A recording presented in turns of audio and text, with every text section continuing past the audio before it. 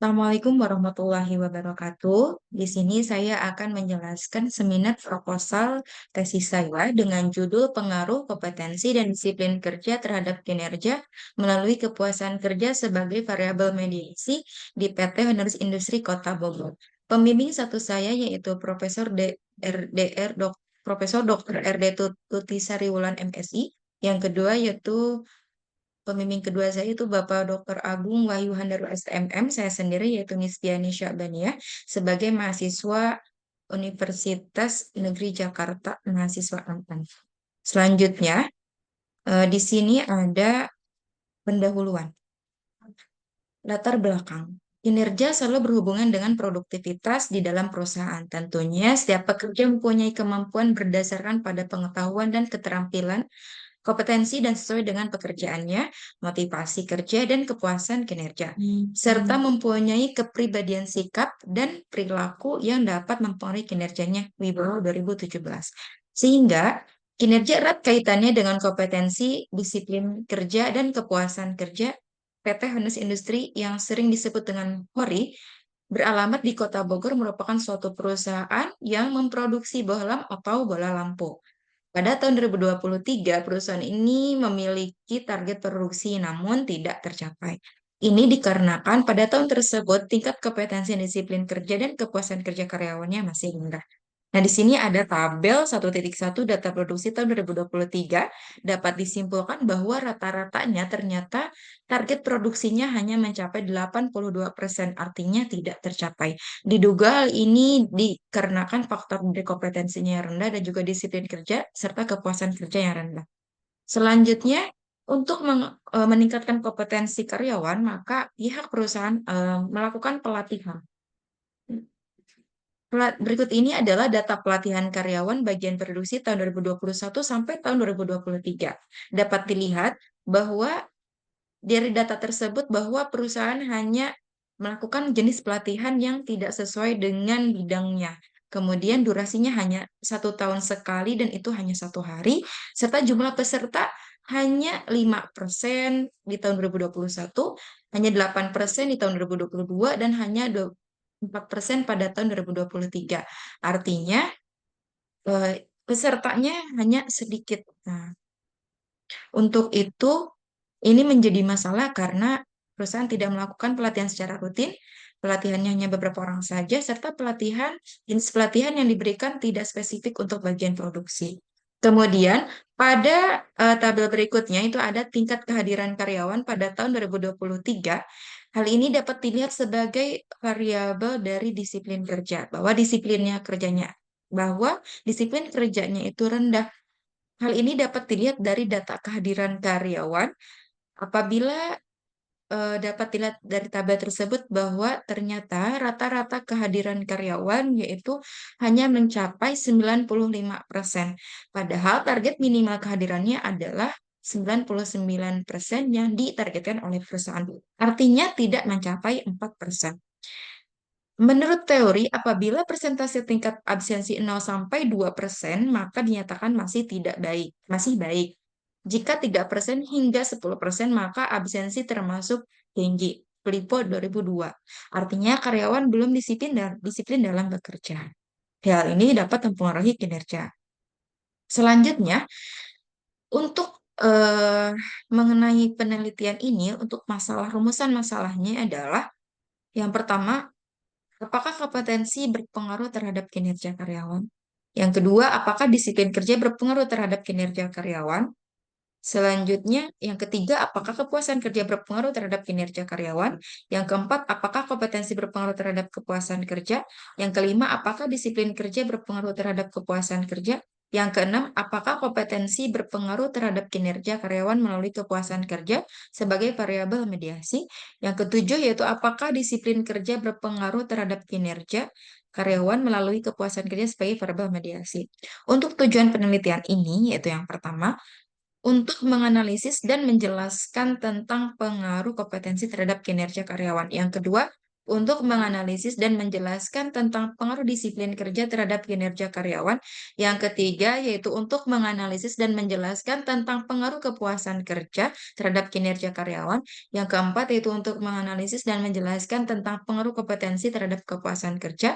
Yang kelima yaitu untuk menganalisis dan menjelaskan tentang pengaruh disiplin kerja terhadap kepuasan kerja. Yang keenam yaitu untuk menganalisis dan menjelaskan tentang pengaruh kompetensi terhadap kinerja karyawan melalui kepuasan kerja sebagai variabel mediasi. Yang ketujuh yaitu untuk menganalisis dan menjelaskan tentang pengaruh disiplin kerja terhadap kinerja karyawan melalui kepuasan kerja sebagai variabel mediasi. Kemudian untuk manfaat dari penelitian ini yaitu terbagi menjadi dua. Yang pertama yaitu untuk manfaat teoritis. Diharapkan dapat menambah wawasan atau perkembangan ilmu pengetahuan manajemen, khususnya untuk manajemen sumber daya manusia tentang kinerja. Yang kedua, manfaat praktisnya yaitu penelitian ini diharapkan dapat menjadi sarana dalam penerapan ilmu dan teori yang diperoleh dalam mengembangkan konsep-konsep perilaku sumber daya manusia dalam meningkatkan kinerja karyawan pada suatu perusahaan. Selanjutnya itu ada bab 2 kajian teori. Latar belakang teori dari kinerja. Kinerja adalah hasil kerja atau perilaku kerja yang telah dicapai dalam menyelesaikan tugas-tugas dan tanggung jawab yang diberikan dalam suatu periode tertentu. Kasmir tahun 2019. Indikator kinerja menurut Mangkunegara 2015 yaitu terdiri dari kualitas, kuantitas pelaksanaan tugas dan tanggung jawab. Kemudian mengenai kompetensi, kompetensi merupakan sebuah karakteristik dasar seseorang yang mendedikasikan secara berpikir, bersikap, dan bertindak menarik kesimpulan yang dapat dilakukan dan dipertahankan oleh seseorang pada waktu periode tertentu. Ini menurut Farudin dan kawan-kawan tahun 2020. Kemudian indikator kompetensi menurut Edison 2016 terdiri dari pengetahuan, keahlian, dan sikap. Kemudian ada disiplin kerja. Disiplin pada prinsipnya adalah sikap taat seorang karyawan pada aturan yang sudah ditetapkan oleh pimpinan dalam perusahaan tersebut. Norawati dan kawan-kawan tahun 2021. Indikator disiplin yaitu tujuan dan kemampuan balas jasa, teladan pimpinan, keadilan, waskat, sanksi hukum, ketegasan hubungan manusia. Ini menurut Hasibuan tahun 2019. Selanjutnya ada kepuasan kerja. Kepuasan kerja merupakan sikap dari setiap individu mengenai pekerjaan yang dikerjakan dalam setiap harinya. Menurut Sunarta 2019. Kemudian indikator kepuasan kerja yaitu pekerjaan itu sendiri, gaji, pimpinan, dan rekan kerja. Ini menurut Robbins and Judge 2015. Selanjutnya yaitu ada penelitian yang relevan.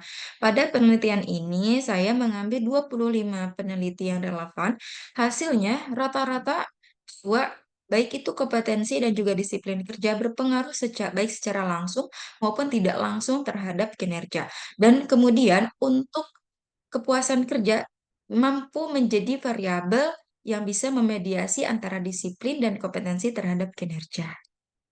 Dan semua penelitian ini dilakukan dengan menggunakan metode kuantitatif. Oke. Selanjutnya, untuk kerangka teori dan pengembangannya. Yang pertama, pengaruh kompetensi terhadap kinerja. Menurut penelitian yang sudah dilakukan oleh Wartono dan Sundaryana tahun 2020, Yulia tahun 2022, Subari Hanes tahun 2015, membuktikan bahwa kompetensi berpengaruh signifikan terhadap kinerja. Sedangkan penelitian Richard dan Wei Huan tahun 2020 menyebutkan bahwa kompetensi tidak berpengaruh dan signifikan terhadap kinerja. Oleh karena itu, peneliti mengambil penelitian ini dengan berbeda objeknya. Selanjutnya itu pengaruh disiplin kerja terhadap kinerja. Menurut penelitian terdahulu dari Tupti dan Arif tahun 2020, Stanley tahun 2020, Norawati tahun 2021, Andriani 2021 menyatakan bahwa disiplin memiliki pengaruh dan signifikan terhadap kinerja. Untuk itu peneliti melanjutkan penelitian ini namun berbeda objeknya. Selanjutnya, pengaruh kepuasan terhadap kinerja. Menurut Rahmat dan Rini 2021, Rini, Charles dan Unang 2020, Yuan dan Muhammad tahun 2020 mendapatkan hasil bahwa kepuasan kerja berpengaruh positif dan signifikan terhadap kinerja karyawan. Sedangkan penelitian Zulkifli dan Ihsan tahun 2021 menyatakan bahwa kepuasan kerja memiliki pengaruh positif bagi kinerja, namun tidak berpengaruh secara signifikan terhadap kinerja. Oke, penelitian-penelitian terdahulu ini banyak sekali berbeda pendapat. Oleh karena itu, saya akan mencoba kembali untuk meneliti dari variabel-variabel ini. kemudian dengan berbeda objeknya. Kemudian pengaruh kompetensi terhadap kepuasan kerja menurut Khairiyah dan Setio tahun 2021, Grace and Senow 2022 menyatakan bahwa kompetensi memiliki pengaruh positif dan signifikan terhadap kepuasan kerja.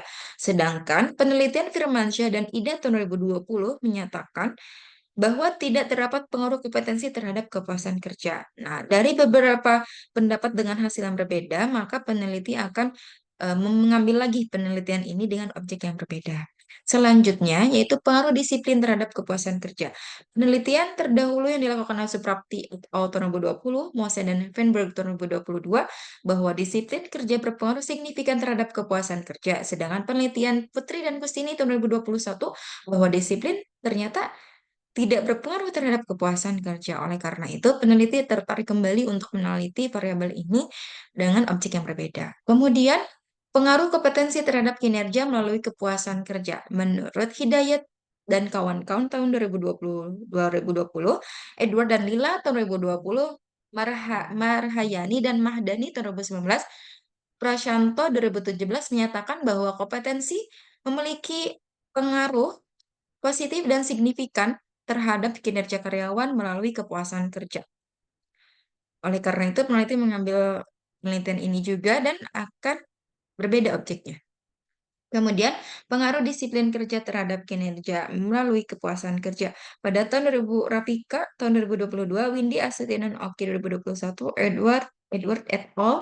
Tahun 2023, penelitian terdahulu ini menyatakan bahwa disiplin kerja memiliki pengaruh positif dan signifikan terhadap kinerja karyawan melalui kepuasan kerja. Oleh karena itu, peneliti akan mengambil lagi untuk variabel ini namun dengan objek yang berbeda. Selanjutnya, dari kerangka teoritis di atas, maka hipotesis dalam penelitian ini adalah satu, hipotesis satu yaitu kompetensi berpengaruh langsung positif dan signifikan terhadap kinerja. H2, disiplin kerja berpengaruh langsung positif dan signifikan terhadap kinerja. Hipotesis 3, kompetensi berpengaruh langsung positif dan signifikan terhadap kepuasan kerja. H4, disiplin kerja berpengaruh langsung positif dan signifikan terhadap kepuasan kerja. Hipotesis 5, kepuasan kerja berpengaruh langsung positif dan signifikan terhadap kinerja. Kemudian ada hipotesis 6, kompetensi berpengaruh tidak langsung positif dan signifikan terhadap kinerja melalui kepuasan kerja. Dan hipotesis 7, kompetensi berpengaruh tidak langsung positif dan signifikan terhadap kinerja melalui kepuasan kerja. Selanjutnya ada konstelasi pengaruh antar variabel. Bahwa variabel bebas atau variabel X adalah variabel yang mungkin menyebabkan, mempengaruhi atau berefek pada outcome. Ini menurut Caswell tahun 2016. Variabel bebas dalam penelitian ini adalah X1 kompetensi, X2 disiplin kerja. Kemudian untuk variabel terikat atau dependent variable adalah variabel akibat bergantung pada variabel-variabel bebas. Variabel-variabel terikat ini merupakan outcome atau hasil dari pengaruh variabel-variabel bebas menurut Creswell tahun 2016. Maka variabel terikat dalam penelitian ini yaitu kinerja karyawan sebagai variabel Y-nya. Kemudian ada variabel moderasi atau intervening variable adalah variabel moderasi sebagai perantara pada variabel-variabel bebas terhadap variabel terikat. Variabel moderasi dalam penelitian ini yaitu kepuasan kerja atau X3. Nah, berikut ini adalah gambar dari konstelasi penelitian saya. Selanjutnya, bab 3, metode penelitian. Oke. Waktu dan tempat penelitian. Objek penelitian ini yaitu karyawan PT Honoris Industri yang terletak di Jalan Raya Sukabumi, kilometer 2, RT 01, RW 01, Kelurahan Teluk Pinang, Kecamatan Ciawi, Kabupaten Bogor, Jawa Barat. Penelitian ini dilakukan selama 3 bulan, dimulai pada bulan Juli sampai dengan September tahun 2024. Kemudian desain penelitian ini, metode penelitian digunakan dalam penelitian ini adalah pendekatan kuantitatif. Bahwa kuantitatif ini menurut Schiffman dan Kano 2012 adalah berkaitan dengan metode untuk mengumpulkan data, desain sampel, dan konstruksi instrumen kumpulan data. Dari jenis data yang digunakan dalam penelitian kuantitatif dominan diolah berupa angka-angka sekarang 2014. Jadi memang penelitian ini menggunakan kuantitatif karena banyak angkanya. Kemudian instrumen yang digunakan dalam penelitian ini adalah kuesioner yang disebarkan kepada sampel dari populasi yang telah ditentukan. Nah, berarti kuesioner ini dibagikan kepada karyawan PT Honoris Industri khususnya pada bagian produksi. Kemudian penelitian asosiatif merupakan jenis penelitian dilakukan dengan tujuan untuk mengetahui hubungan antara dua variabel atau lebih. Karena penelitian saya ini untuk mengetahui hubungan antara dua variabel atau lebih. Kemudian mengenai populasi dan sampel,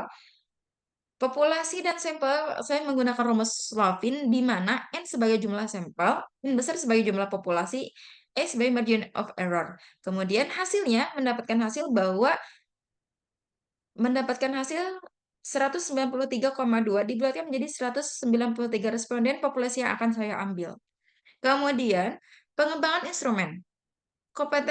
Definisi konseptual dari beberapa teori, saya menyimpulkan bahwa kompetensi didefinisikan sebagai suatu kemampuan, keterampilan dan pengetahuan dalam melaksanakan pekerjaan guna mencapai tujuan perusahaan secara efektif dan efisien.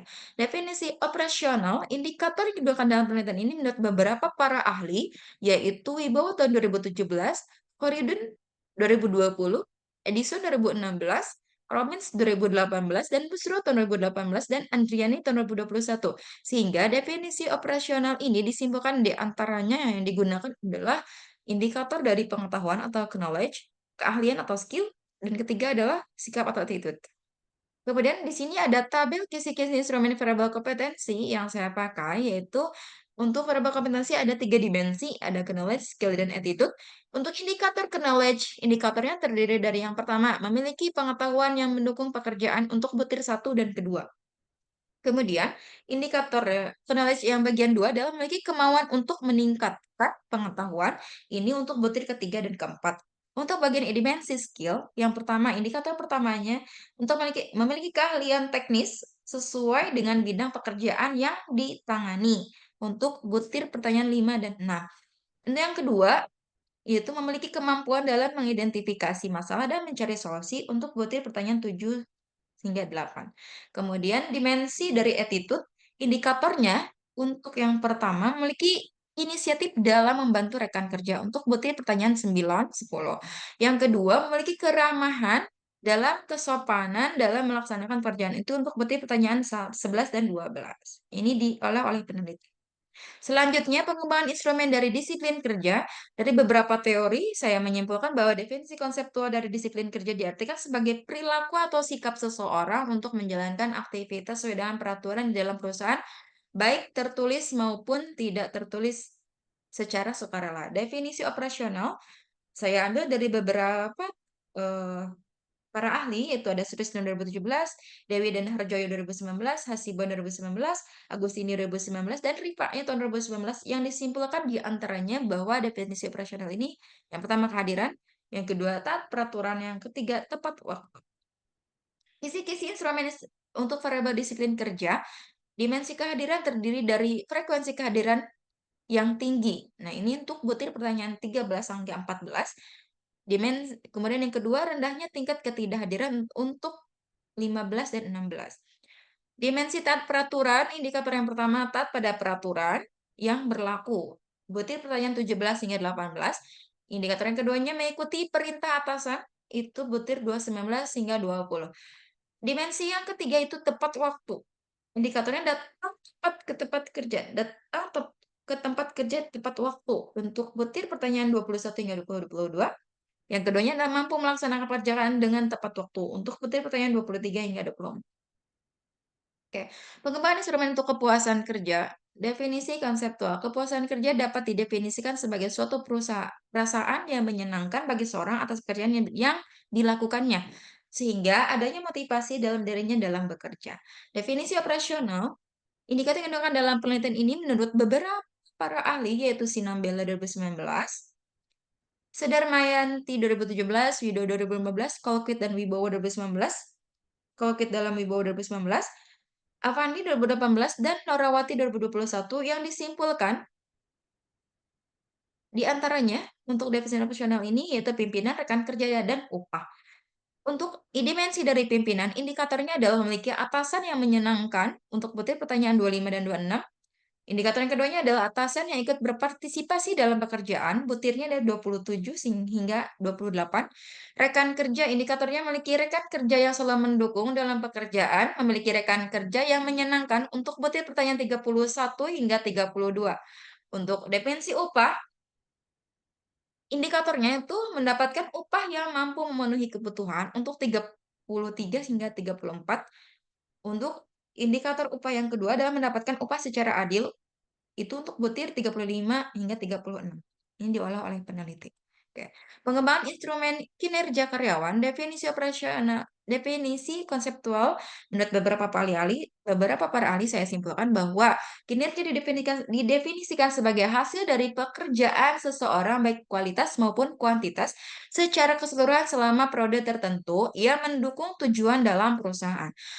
Untuk definisi operasionalnya, indikator yang digunakan dalam penelitian ini menurut beberapa para ahli itu Mangkunegara 2015, Bangun 2012, Dharma 2015, Kasmi 2019, dan Hidayat 2020 disimpulkan di antaranya bahwa definisi operasional ini terdiri dari kualitas, kuantitas, dan efektivitas. Dimensi kualitas indikatornya terdiri dari menyelesaikan pekerjaan sesuai dengan kualitasnya untuk butir 37 hingga 38. Kedua, menghasilkan barang yang sesuai dengan SOP 39 hingga 40. Untuk dimensi kuantitas, indikatornya mampu menghasilkan sesuai dengan target untuk butir 41 hingga 42. Kuantitas untuk indikator yang kedua mampu menghasilkan dengan jumlah siklus 43 hingga 40. Untuk efektivitas, indikator yang pertama mengoptimalkan penggunaan teknologi 45 hingga 46.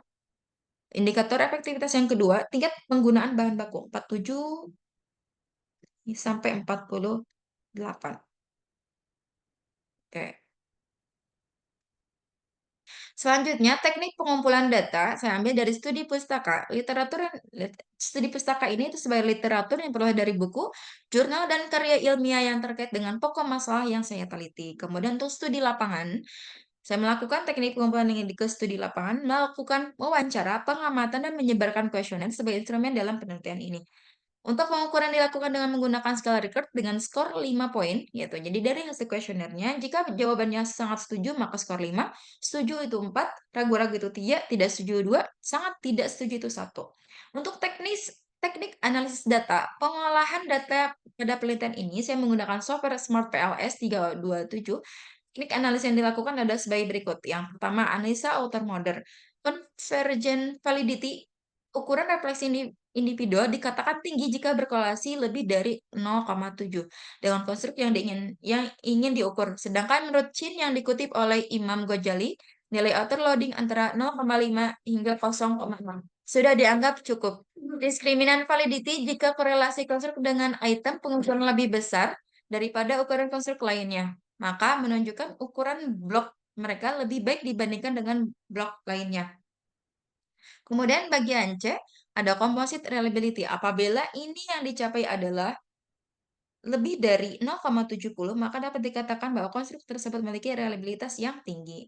Untuk yang bagian D, Crombrach alpha. Suatu variabel dapat dinyatakan reliable apabila memiliki nilai Crombrach alpha lebih dari 0,7. Oke. Kemudian ada teknik analisis data, analisa inner model. Yang pertama ada tes statistik menggunakan derajat alfa 5% atau 0,05, maka nilai kritis yang ditetapkan untuk tes statistik adalah 1,96. Dengan mengacu pada ketetapan nilai statistik lebih dari 1,96, maka hipotesis tingkat signifikansinya dapat diterima. Untuk nilai R-square, jika nilai R-square-nya adalah 0,75, diidentifikasi pengaruh laten independen terhadap variabel laten dependen besar. Untuk nilai R-square-nya adalah 0,50, diidentifikasi pengaruh laten independen terhadap variabel laten dependen sedang atau menengah. Untuk nilai R-square-nya 0,25, diidentifikasi pengaruh laten independen terhadap variabel laten independen itu kecil. Untuk F-square-nya, jika nilai F-square-nya 0,02, diidentifikasi pengaruh laten independen terhadap variabel laten dependen lemah. Untuk nilai F-square-nya 0,15, diidentifikasi pengaruh laten dependen terhadap variabel laten dependen itu sedang. Kemudian nilai F-square 0,35 diidentifikasi pengaruh laten independen terhadap variabel laten dependen itu besar. Kemudian untuk variance inflation faktornya, jika VIF-nya adalah 0,05, maka terdapat masalah linearitas dalam model korelasi. Jika VIF-nya adalah lebih kecil dari 0,05, maka tidak terdapat masalah linearitas dalam model korelasi. Kemudian yang ketiga adalah pengujian hipotesis. Analisis yang pertama itu analisis direct effects, itu pengaruh langsung. Yang pertama ada path analisis, path koefisien jalur, di mana jika nilai path koefisien adalah positif, maka pengaruh suatu variabel dependen terhadap variabel dependen adalah searah. Jika nilai path koefisien negatif, maka pengaruh suatu variabel dependen terhadap variabel dependen adalah berlawanan. Nilai probabilitas atau signifikansi atau p-value, di mana jika nilai p-value-nya adalah lebih kecil dari 0,05, maka pengaruh terhadap variabel signifikan. Yang kedua, jika nilai p-value-nya adalah 0 lebih besar dari 0,05, maka pengaruh terhadap variabel tidak signifikan. Selanjutnya, ini lanjutan untuk teknik analisis data. Yang kedua itu analisis indirect effect, pengaruh tidak langsung. Dalam analisis pengaruh tidak langsung, indirect effect ini adalah menguji hipotesis pengaruh tidak langsung suatu variabel independen terhadap variabel dependen yang dimediasi oleh atau dimediasi oleh variabel atau intervening. Pengaruh tidak langsung ini dapat dilihat dari hasil bootstrapping kolom spesifik indirect effect dengan mengetahui tujuan bagaimana peran variabel intervening mempengaruhi variabel independen terhadap variabel dependen. Baik, itulah presentasi dari seminar proposal saya. Mohon maaf atas kekurangannya. Mudah-mudahan penelitian saya ini dapat berjalan dengan lancar. Terima kasih kepada semuanya, pembimbing, dan juga untuk semuanya. Wassalamualaikum warahmatullahi wabarakatuh.